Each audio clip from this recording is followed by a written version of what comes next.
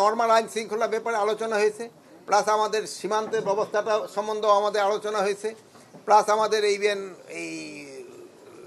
মাছ টাছ যে অনেক সময় হয়ে যাচ্ছে এই ব্যাপারে আলোচনা হয়েছে, প্লাস আমাদের যে কতগুলি লিমিটেশন রয়ে গেছে এইগুলির ব্যাপারে আলোচনা হয়েছে। যেহেতু আপনারা জানেন যে আমাদের ইসের পরে অনেক ক্ষয়ক্ষতি হয়েছে, যেগুলি আমরা এখন পর্যন্ত কিন্তু করতে পারিনি, রিপ্লেসমেন্ট করতে পারিনি। যেমন গাড়ি যেগুলি নষ্ট হয়ে গেছে আমরা এখনও রিপ্লেসমেন্ট করতে পারিনি।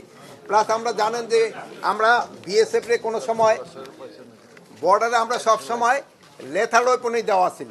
ওই যে আপনারা অনেকে জানেন বিজিবি কেন তারা সাউন্ড গ্রেনেড মারে নাই বা কেন টিয়ার শেল মারে নাই, বা এইগুলি তো বিজিবির কাছে নাই, যেহেতু বিজিবির কাছে তো সব লেথাল ওয়েপন, এই জন্য তো ওইটা তো তারা মারতে পারে নাই।